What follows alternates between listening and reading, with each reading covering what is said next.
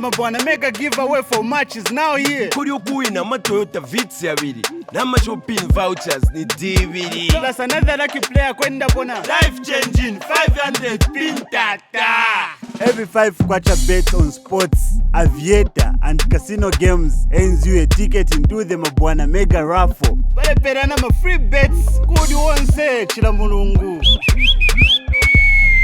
Hello and welcome yet again to another nail-biting edition of VAR Zambia. I'm your host, John Mark Lukonde, and I'm so excited because I'm not alone, first and foremost. Before we dive into anything to do with VAR Zambia, I am joined by the one and only Isaac Chipotanga. I call him Chips. Hi, Chips. Fantastic, I'm good. How's your week been? It's been hectic. Definitely counting down to the coveted Saturday FAZ election for the presidency as well. It all started on the 17th of March, with the provincial elections in Southern Province. But now, yonse yali tapitamo my elections.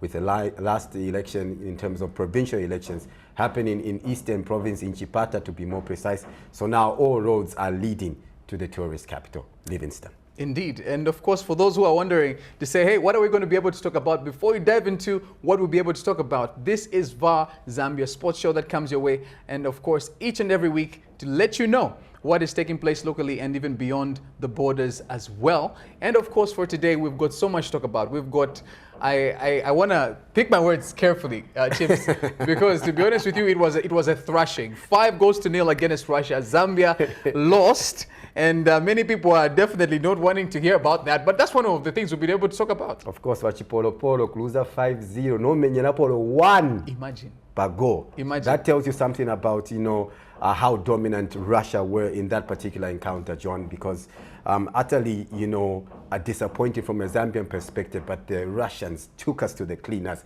in that particular encounter. But also what, our viewers out there can expect is the mere fact that the Copper Queens will be involved in an international tournament over the course of April.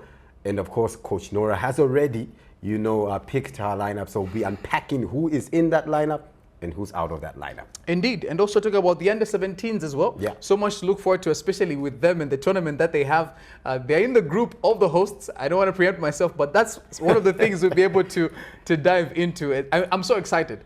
And of course, we'll be able to talk about that. Even on the other side as well, we've got, of course, a number of interviews that we'll be able to have as well. Yeah. So fingers crossed, it's going to be a great show. Of course, it's going to be a great show, and it is powered by BetLion. And remember that you can also be part and parcel of the BetLion family by betting responsibly. And of course, you can also comment on our theme. Leave your comments in the comment section. Our topic for today is, who do you think is going to become the next FAZ president? There are 5 candidates that are vying for the top job in as far as the FAZ presidency is concerned. The incumbent, Andrew Kamanga, and of course he's joined on the ballot box by former Football Association of Zambia, Adrian Kashala, as General Secretary in that capacity. And of course, Keith Mwemba, the proprietor of Muza FC, Francis Hafwiti, the immediate past Southern Province chairman, and of course, former Vice President of the Football Association of Zambia, also played for the Chipolpolo, Emmanuel Munaile. Indeed, so much to look forward to. And like you've rightfully mentioned, we've got a platform for them to be able to drop at least their comments on. So make sure that you do the needful in the comment section. And of course, we'll be able to dive into that and much, much more. Just after the break, we'll be able to kick off. Wait, okay. Baskaba nyori. Abamadege not sende Selako. optechandalage. Chanya po Bedland munchende zaona. Mabwana mega giveaway ya match Africa. Karibu wangu nabashitikapo na 1 million tuwawina kora 500,000 era teifo fieka kuri nama shopping vouchers Zolo tema shopping vouchers feka kuri nano free bets shida mwenshi yadi shibikwa rena majiro pitata ita kuri atikutuwarusa bo yabari bonse bari wino kutuwasenda ko injikere po ya munyori chanda ngore factu asende ya munyori ke yadi shibikwa zo na muru wamfula kui na po jiropi yadi wangu yadi shibikwa atotera. Thank you.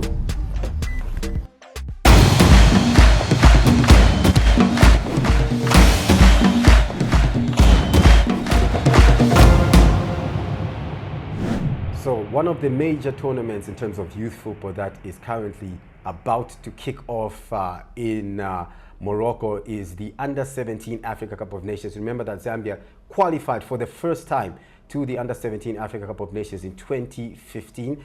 The likes of Enoch Mwepo and Patson Dak were part and parcel of that particular side. They made a return to the continental showpiece in the previous Africa Cup of Nations that was in 2023 under the coach Ian Bakala. He's been in the helm and of that particular technical bench of the Under-17. We caught up with him earlier this particular week as the team was making its way to Morocco, and here were his thoughts ahead of that continental showpiece beginning this weekend. Thank you very much, GS. On behalf of the Zambia national team Under-17, we thank you, first and foremost, how the team is looking. I think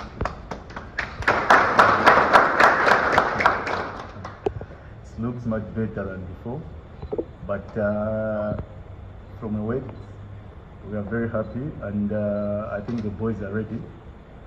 Where we are going, we are promising you to deliver something for the country, and we have to thank FAZ and the AFCON, the whole FAZ, I think, and the country at large. But you are ready for the tournament, and we just promise that we are coming back with something.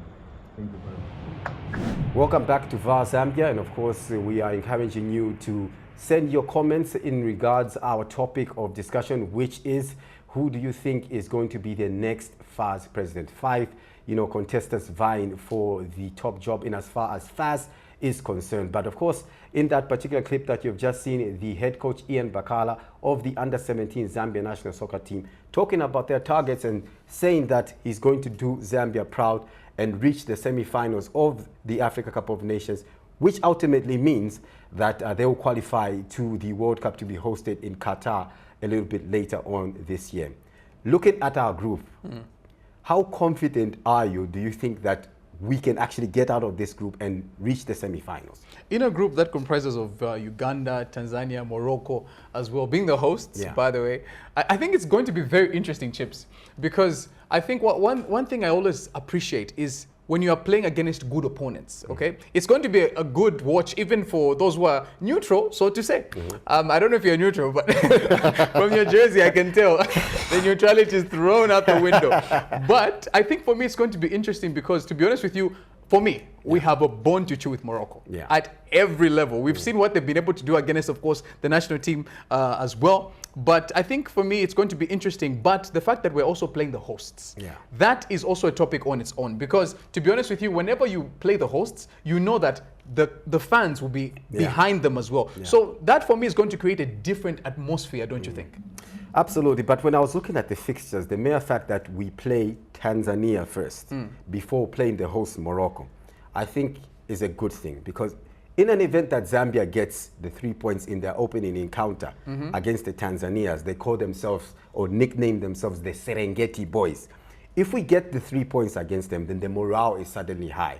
For me, the worst thing that would have happened for the Chipolpolo Under-17 was to play the host nation against the hostile environment in Morocco. Imagine, Chips, you know that with Zambia, the first game, it's rare for us to get the 3 points. And for me, at the end of the day, we start getting the calculators and the BP machines when we're getting towards the last particular games. How do you foresee that also panning out? Also, the worst case scenario would have been playing the host nation, probably even the referees giving hometown decisions, and then we lose by a huge margin. So if we played Morocco first, it would have been a challenge. It would have been a challenge, because remember, these boys are 17-year-olds, 16-year-olds. This is an Under-17 tournament. In your first encounter, you're probably jittery. You don't have the experience of playing at the big stage.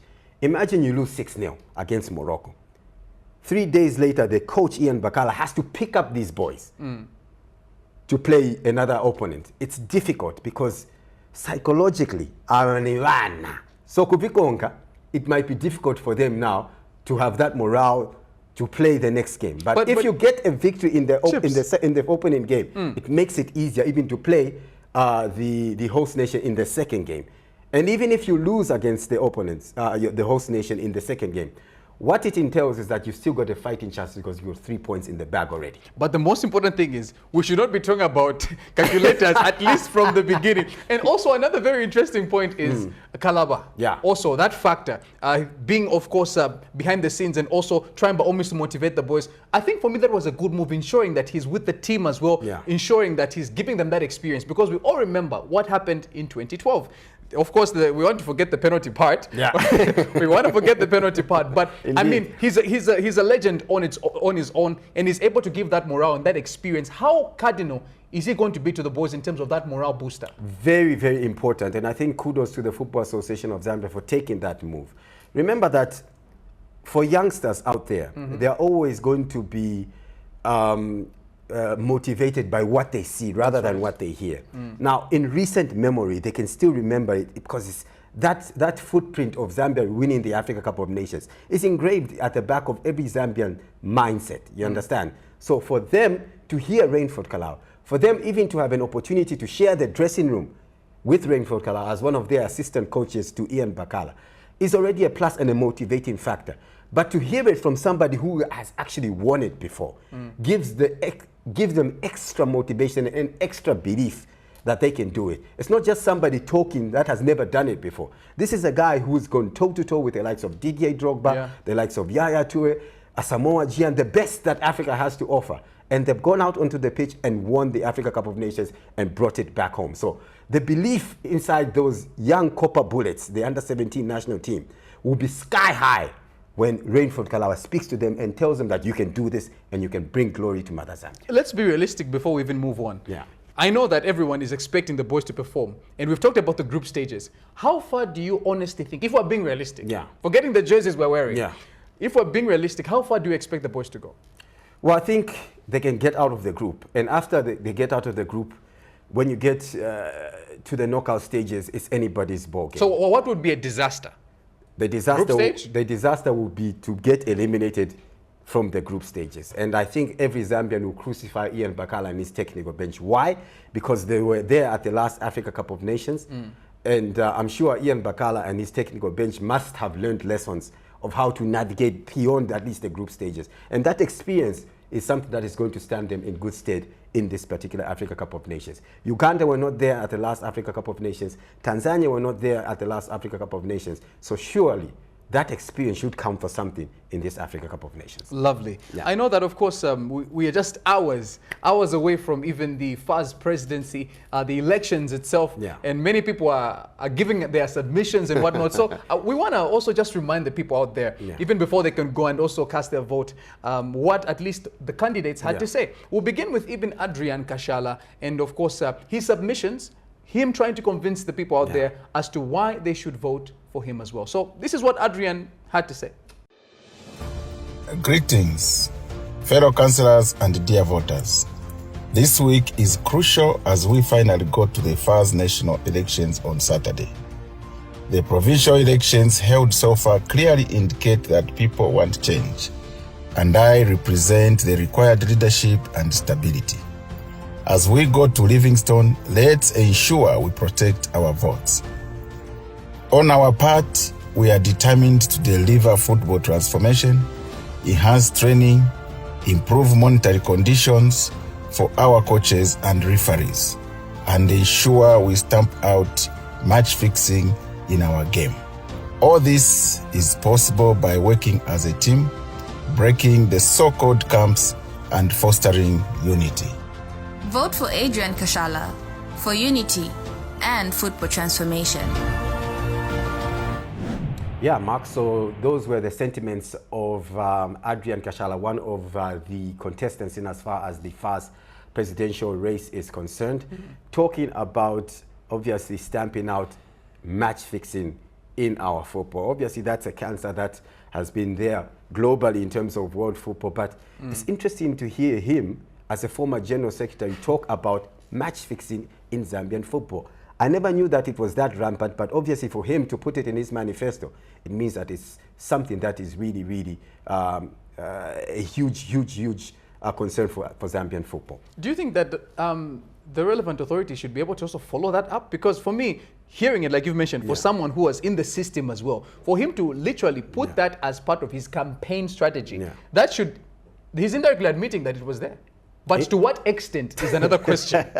That's a story for another day. But yeah, also talking about monitorizing referees, because let's face it, we've had a number of issues to do with referees this particular season. A number of matches not being played because referees couldn't manage to, you know, have logistics and get to match venues on time. So all that, you know, being part and parcel of the manifesto of Adrian Kashala, and we wish him all the best in this particular election.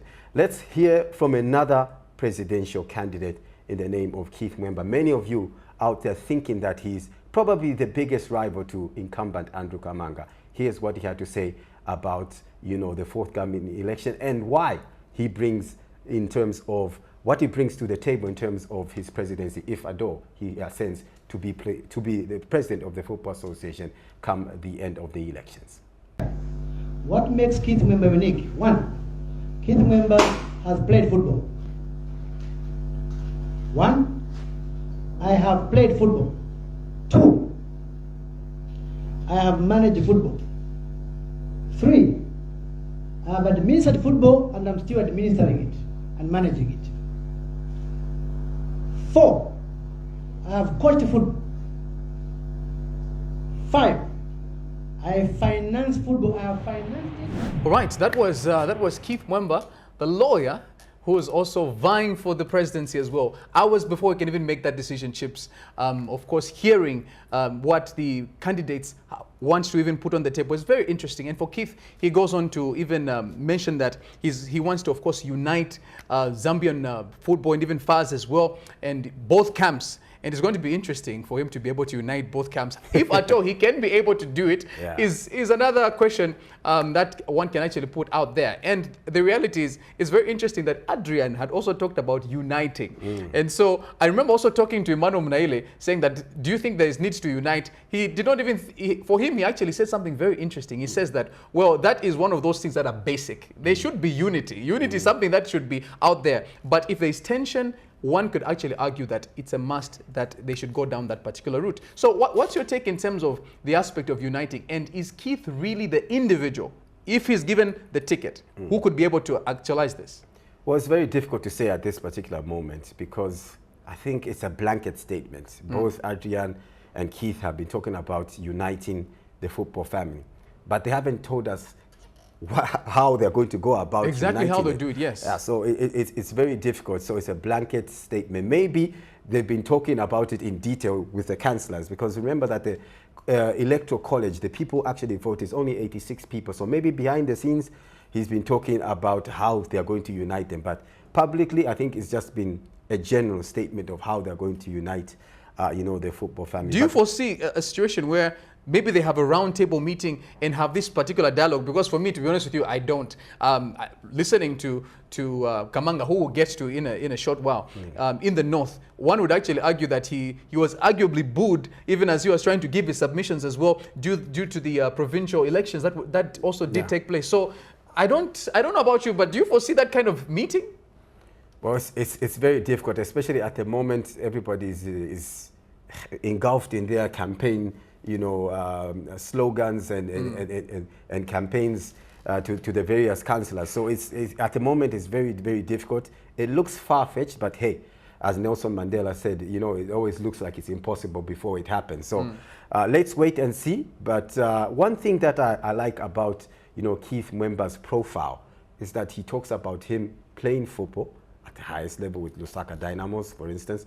He's talking about him being an administrator with Musa, the proprietor of Musa, financing Musa, but also being an administrator at Musa FC and coach of at Musa FC. So in terms of him, what he brings to the table, it looks like it's an all-rounder in terms of how he understands this beautiful game of football, as we like to call it, because he understands it from an aspect of being a player, being a coach, being an administrator, and being an owner. So you cannot dispute what he has done with Musa, you know, starting off a club and now that club being part and parcel of, you know, the Zambian Premier League, and at some point a few seasons ago, even, you know, competing in CAF inter-club competition. So you can't run away from the fact that this man has done wonders with his club, FC Musa. So we wait to see if he is going to ascend to the presidency. But yeah, apart from Adrian Kashala and of course Keith Mwemba, the incumbent is also, you know, in the hat in terms of the top job at Football House. Here are the thoughts of Andrew Kamanga ahead of that election. 2024 was the most successful year, as well as 2022, because we ensured that all teams, senior men, senior women, CHAN, under 17 men, under 20 men, qualified to CAF competitions. It has only happened twice, in 2022 and 2024. Again, under our watch. That is why I'm saying 2025 to 2029 is a crowning moment.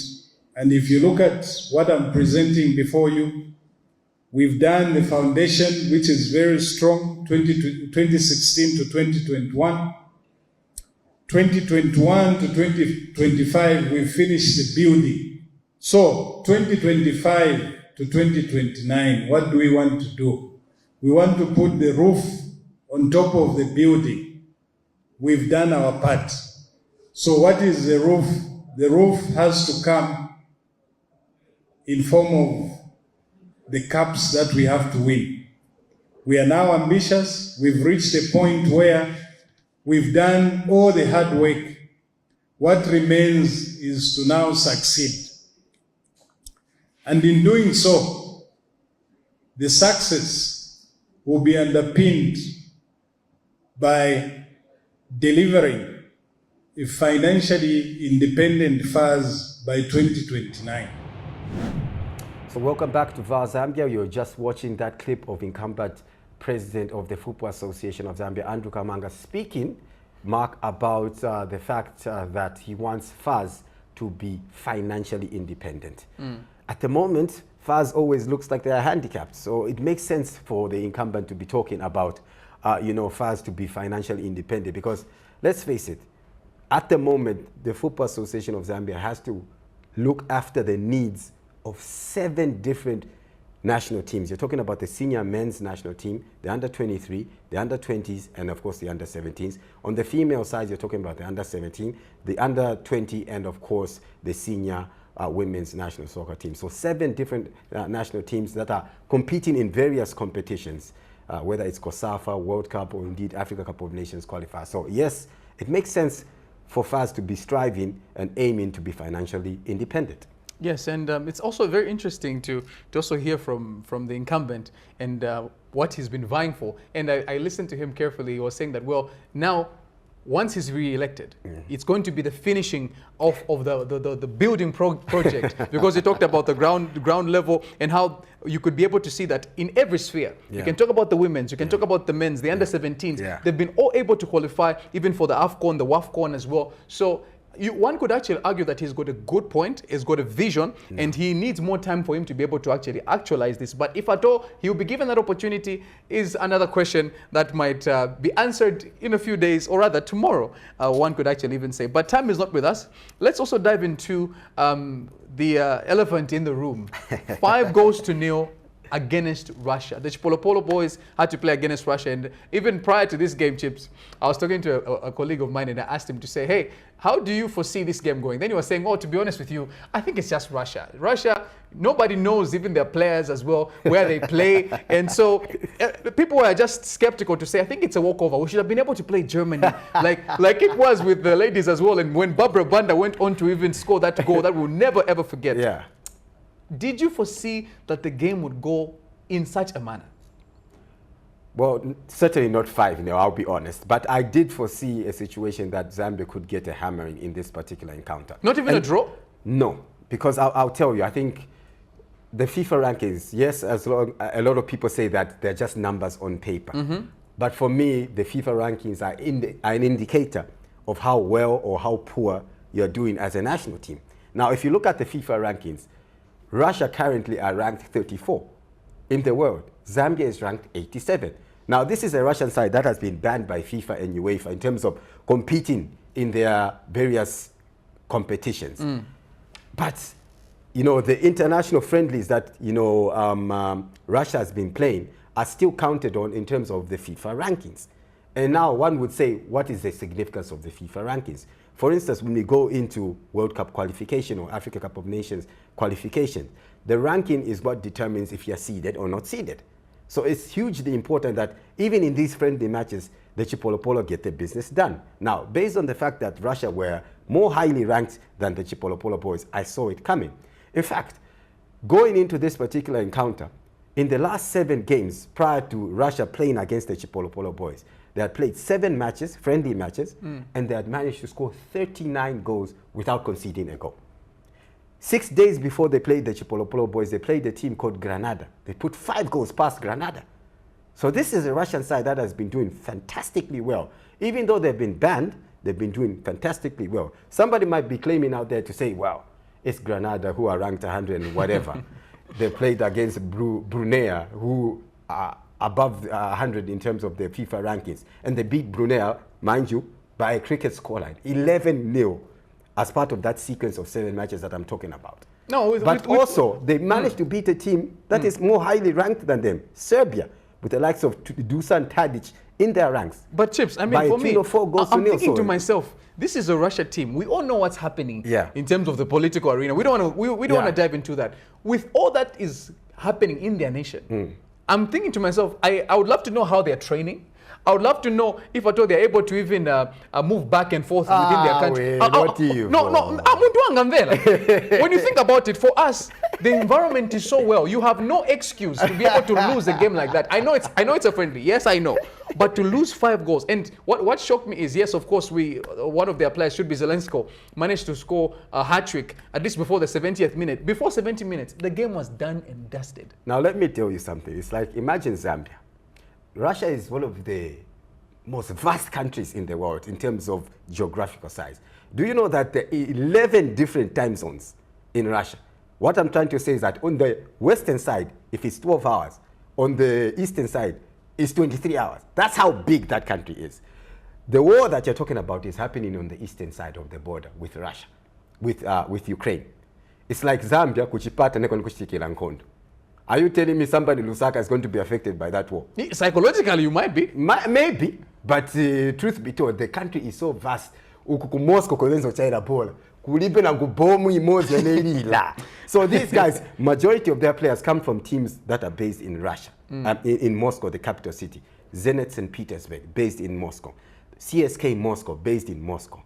A team like FK Rostov, where our very own Gift Kampamba, the first Zambian to play in the Russian league, did ply his trade for in that Russian league in the early 2000s. Spartak Moscow recently had a Zambian player there by the name of Fashion Sakala. So these are teams that are doing very well, and those are household names in terms of club football in European football. And they play the Champions League. Exactly. You cannot mention Champions League without talking about Zenit St. Petersburg, where of course Arshavin was also playing at some point. So you genuinely have to appreciate the fact that even them on their side, we have to give them credit, to be honest with you, for them to be able to beat the Chipolopolo boys with that particular margin. But we're hoping that at least the tears will be wiped off because of the Copper Queens, who have also been named in terms of the squad, has actually been named, Coach Nora has named, of course, a 24. 24, of course, women's side as well. And I just want to run through the names. I was about to say man's side. I know. We're so used to that, Jay, you know what I mean? But I just want to run through the names very quickly. So the goalkeeper, we have, of course, Muila, we've got Catherine, we've got Eunice, and in terms of the defense, of course, trying by all means to shield the goalkeepers, we've got Margaret Belemu, of course, if you ask me, as someone who's been able to prove and of course, our prowess, Jacqueline Chomba, Blessings, as well as Blessings Mulaba, Matilda Lushomo, another individual everybody knows, Martha Tembo, Esther Simfukwe, Judith Soko, Pauline, and then of course the midfielders, Grace Chanda. I'm glad to see Grace on the team sheet as well. Priska, Rhoda, Evelyn, as well as Natasha, Mercy, Irene Lungu, who I always remember for that particular scorcher she scored in the WAFCON a couple of years ago. Kudos to her as well. Rachel Nachula. In terms of the forwards, of course, Barbara Banda, the likes of Rachel Kundananji, Kabange Mupopo, as well as Frida Mukoma. I mean, for me, to be honest with you, Coach Nora has a lot to work with. And sometimes when you've got a lot of talent to work with, it can be a challenge, if you ask me, because some of them, and when you see where they're coming from, you look at the likes of Orlando Pride in the US, a number of individuals playing in the US, a number of individuals playing, of course, outside the continent. That also should also be put into the context, because at one point we had almost everyone playing locally, but everything seems to be shifting. Exactly. And I'll tell you, whenever a squad, whether for the Copper Queens or the Chipolpolo boys is mentioned, the Facebook coaches out there will come out and say, no, this player should have been included, this one should have been. The Facebook coaches. I'm telling you. Everyone is an expert. Facebook coaches. Everyone is an expert. So in this particular instance, one of the names I think that everybody's talking about that is missing is Abel Chitundo.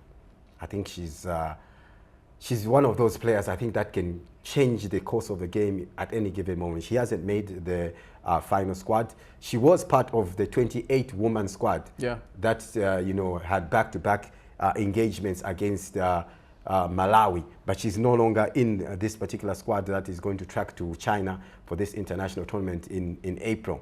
But I'm happy to see young blood that has also been included.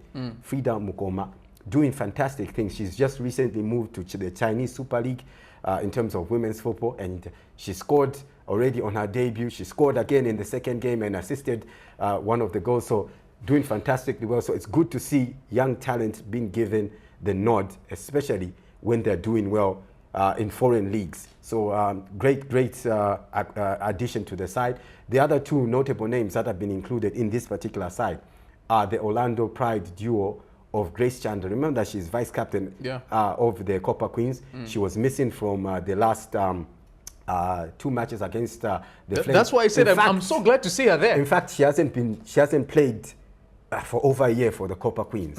Remember that she got injured just at the 2023 Olympic Games. She got injured, so just prior to that, she was not able to play for the national team for quite some time. But also Priska, who's recently moved from Mexico into the USA, is also part and parcel of the team included. I think that is serious firepower, especially going forward. If you've got the likes of Mopopo Kabange on the other wing, you've got Priska, you've got Grace just behind, Barbara Banda. I think there's enough talent for Coach Nora to work with to ensure that they can get morale-boosting victories ahead of the WAFCON. Remember that this tournament is in April and the WAFCON is in July. So this window period is one of the few that Coach Nora is going to have just ahead of the WAFCON. So it's important to get those victories because that increases the morale and confidence of the players ahead of that particular WAFCON. Remember that the last WAFCON that we went to, Tinachoka number 3 in a bronze medal. So anything less than that will be seen as failure. I can't go without mentioning that I think I speak for the masses when we say we actually miss Hazel Nali. We all remember what she did for us, especially in that penalty shootout, which also led for the ladies to go to the World Cup as well. So everybody still remembers those memories, very fresh, very good memories as well. So what's your take in terms of her absence as well? Because for someone of that particular stature, for someone who's got that experience, especially taking us to glory, what would you say? Well, it's been a huge miss. I mean, her experience is invaluable. I mean, when you've gone to a WAFCON and saved penalties in a penalty shootout, you have been to an Olympics before because she was the one in between the sticks, the initial Olympics that we qualified for in Tokyo, in Japan in 2020. So all that experience that has been gathered. Remember that also Hazel Nali has been to the under 17 Africa Cup, World Cup in Costa Rica. So this is somebody with huge experience. And if you've seen that after Hazel Nali had that injury, we've had 4 or 5 different goalkeepers chopping and changing. We've had Ngambo Msole in between the sticks. We've had Letitia, at some point. We've had, now you're seeing a number of other goalkeepers in the fold trying to, stake their claim to be, number 1 for the Copper Queens. It shows you that there's instability in that department of goalkeepers. And for me, that's one of the most critical, positions in world football. Every single team needs a stable and settled number 1, first choice goalkeeper. Otherwise, you're doomed, because the more you change around the goalkeeper, the more it affects even the defense, because they don't know the strength and weakness of that goalkeeper. They don't know if it's a goalkeeper who can play with the ball at her feet, or this goalkeeper is only good with her hands. So it's one of the areas that Coach Nora has to sort out almost immediately, because the goalkeeping department, one mistake can win you, or can lose an international tournament for you, and one brilliant save can also win a tournament for you. So it's hugely important that you have a settled backline and a goalkeeper that is in place. And Hezonali represents that safe pair of hands for the Copper Queens. We know we've talked about a number of aspects, but like we did mention, people could be able to join the conversation in our comment section. Make sure that you join the conversation and do the needful. Remember that VAR Zambia is powered by Bet Lion. Na futi.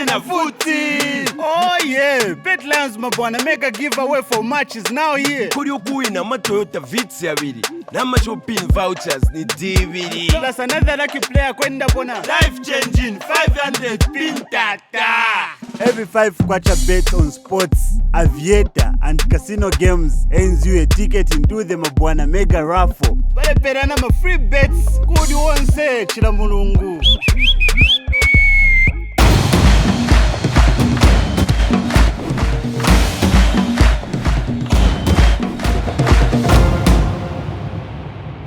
So that's a message from our sponsors, Betline. Remember that you can also be part and parcel of the show by commenting on our topic of discussion. Who do you think is going to ascend to the FAZ presidency?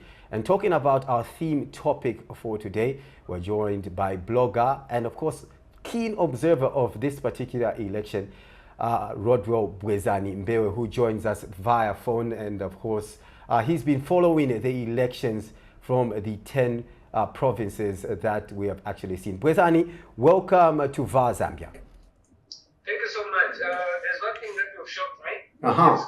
It's only Matimba Nkwanje who calls me by my full name. That's a good one. Yeah, so you just joined that part. Maybe I'm learning from the best. Yeah. But Bwezani, talking about the business of the day, the FAZ presidential election. Before that, we've had 10 provincial elections. In your own summary and own analytical perspective, how have those elections gone? Well, basically, I think if we had to describe them in one sentence, okay, fair, no really confusion in the elections that we saw provincially. And what is very shocking is that, look, when you see the elite, like the Zambia Premier League, you'd think these are the elite. You understand? But there was more confusion at the Zambia Premier League AGM than what I've witnessed in the 10. I won't be quick to actually run through everything, but I think there are 2 provinces that stood out for me. That is one, Central Province, and the other one, Northern Province. We are talking about where the presidential candidates who are not incumbent were also given that opportunity to talk about their manifestos to the delegates. And so that stood out for me. And then two confusion in Central Province, where Andrew Kamanga was actually blocked from entering, and then vice versa, you go to Northwestern Province, where Adrian Kashala was almost blocked as well. So those were rare incidences of the provincial elections, but generally they were actually held in a very transparent manner. Okay.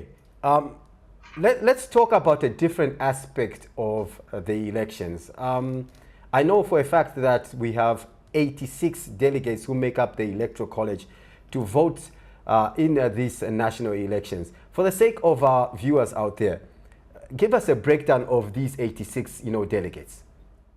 Yeah, but for the first time there will be 83 this time. Okay. Because 2 provinces did not give out the 4 complete voters.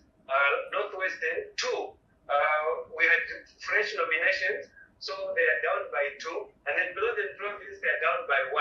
Okay. So the Electoral College will now be 83 this time, unlike 86 of what the Constitution talks about. Before I bring in my co-host, what is the implication of having 83 members to vote in this election rather than what's on paper, the 86? Well, the implication is simple. 50% plus vote. Okay, so that talks about 45 votes if you go to the 86 electoral college. Now, with the fact that we are 83, so the winner may actually win it with the 43 or 42. So that's the implication. And now, you also look at the strongholds of what is going on. There are candidates that are going to be disserviced. You understand? With those 3 votes, which are huge. For instance, Eastern Province was decided by 2 votes. You understand? So those 3 votes still carry a lot of significance, and they will disservice others who may think Northern and Northwestern Province are their strongholds. And we also want we also want to find out, even as you let us know, because you've been on the ground. We've had a few positions in the provincial elections that did not, of course, take place. What's your take in terms of how this is also going to affect the elections as a whole? Well, first of all, I'll tell you one dimension which is very common and clear now. What was going on in the provincial elections is, I think more was to do with the incumbent chairperson. You realize that where the incumbents were winning, it more looked like a celebration for the incumbent president. But where the incumbents were losing, the Keith Mwemba, the Kashala Atiat camp were actually celebrating. So those are dimensions that we're talking about. You understand? So in the 2 provinces that you asked about, well, definitely the issue is that there were no nominations which were praised. And this is the reason as to why those 3 candidates have been differentialized and they won't travel to Livingstone as a team. All right, and I also wanted to also find out, especially for the sake of our viewers, tell us who the 86 councillors are, of course, who will vote in this election. I think many people need to also find out, because whenever there are elections, there are questions of credibility, transparency. Who are the councillors? Yeah, so the 83 now are going to be 37 from provincial leadership. Now, each province gives 4 voters. So that's the vice chairman, the committee member, women representative, and youth representative. The chair does not vote. He is already in the EXCO. So there are 4 provinces from it. Then we have 36 votes from the Zambia Premier League.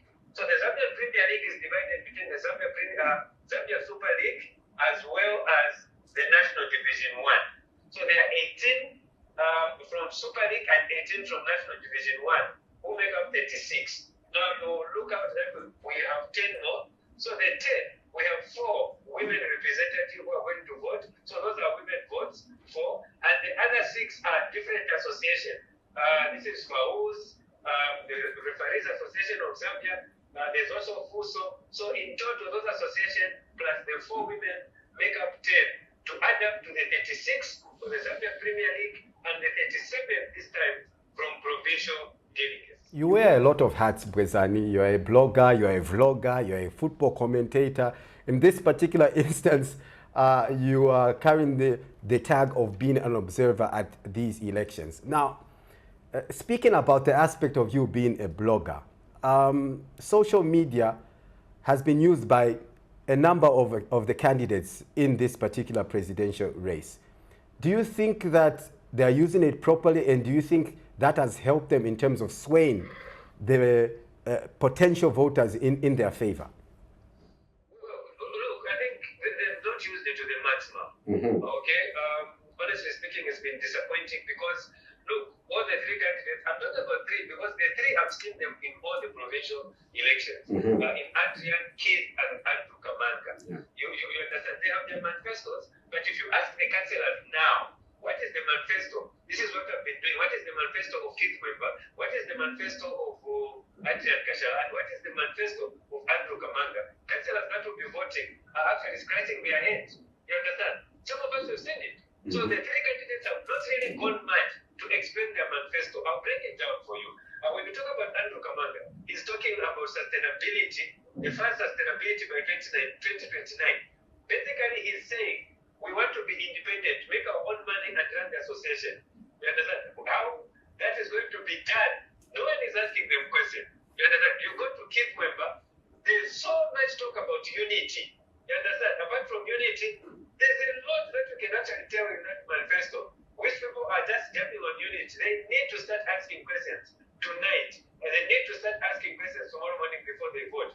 Adrian Kashala, he is talking more about women football and uniting the Zambian game, which is almost similar to what Keith Mwemba is actually talking about. And one big question, look, he's been aligned a lot, 8 years as General Secretary under Andrew Kamanga. So the questions that people should be asking is, what is the difference from what you did as General Secretary and the presidential candidate? We saw him going to Hero Stadium, a very good video apologizing to all the candidates to say, I was wrong in my tears because I didn't have the power. You understand? So the questions from councillors would be, what will be the difference now? You understand? So they should have used social media as much as possible to explain that a lot. What we have been seeing are just posts, very brief, not really in detail of what they actually bringing on the table as presidents. Let's stay with this aspect of you and of course interaction. I've seen you interact with all the three main candidates in these FAZ presidential elections. When you're talking to them, what exactly are they telling you? Well, I think, believe me, one of the interesting candidates is Adrian Kashala because he's more approachable, you understand? And I've enjoyed chatting with him. He really talks about the game plan of women football. You understand? He pushes that agenda a lot. For Andrew Kamanga, my discussion has been, what do you do to make FAZ self-sustainable? You understand? That has been my discussion with him. And of course, there's a COPA coming in. There's some financial stability. Okay, the question that I've been asking him, I'm yet to get that response is, well, you failed to do it in the 9 years. What is going to happen in the 4 years? So I'm yet to get that response, and I hope I can get it today before tomorrow. So for Keith Mwemba, I think the uniting aspect has been the key. And I think what I've liked in it is you also want to understand the aspect of grassroots football. I think that has been missing out. And again, what came out clear was there's so much concentration on the Super League. What about the National Division 1? I think that part has been responded to. So basically, in summary, that's what I'm getting from the three candidates. All right, and even as we let you go very quickly, within 30 seconds, we're just some hours before we can even go to the polls as well. What's your prediction? Who is going to win? You've been on the ground, 10 provincial elections. Who, for you, will carry the day? I was hoping that question won't come. I know. Who wins this election? Yes. Look, from what I've seen... you have 30 seconds, 30 seconds. Yeah, I know Kashala won't like it, but I think the election is between Andrew Kamanga, the incumbent, and Keith Mwemba. That's how I'm looking at it myself. So we may actually have a rerun because of the 50+1 vote. We may have a rerun. And that rerun, I'm thinking it would actually be Keith versus Kamanga, ultimately. Okay, Bwezani, it's always a pleasure to host you on any platform because you bring insight to these issues in our beautiful game. Thank you very much. You're welcome, man. Thank you for hosting me. Okay, boss. All right, wonderful. That was Bwezani, and I honestly didn't think he was going to answer the last question, but we put him on the spot, and he did what he does best. We have about a minute or so before we wrap up. Going to the elections, so much drama has taken place. We remember the 9 candidates were disqualified, and then, of course, there was a declaration that, of course, Kamanga is the president, but they still allowed people to rebuttal as well. But here we are with the 5. Even as we're about to conclude, what's your take? Well, at the end of the day, I hope the councillors make a decision based on football and not on personalities. Because at the end of the day, I think football is the one that unites us all of us. But at the end of the day, also, it's about the manifestos. I think tonight will be, the next 24 hours will be crucial ahead of these elections. Why do I say so? Because the last-minute lobbying, that one person, that one councillor can sway the vote in your direction. But ultimately, we want football to be the winner because that is the sport that we all have. What a way to begin VAR Zambia, Chips. Of course. For me, I think the elections have just set the tone for the next edition of, VAR Zambia because you can be part and parcel of it and you can predict who is going to be the next FAZ president for the period 2025 to 2029. They should also remember that you could be able to engage, of course, BetLion and win a little bit of something as you make your predictions. From Chips, myself, John Mark Lukonde, thank you so much for joining us. We'll meet next weekend. Na footy. Oh yeah, BetLion's mabwana mega giveaway for matches now here. Kuri okuwina Toyota VAZ abiri n'amashopping vouchers ni DVD. Plus another lucky player kwenda bona Life changing 500 pin tata. Every 5 kwacha bet on sports, aviator and casino games earns you a ticket into the mabwana mega raffle. Bale perana ma free bets kudi wonse chila mulungu.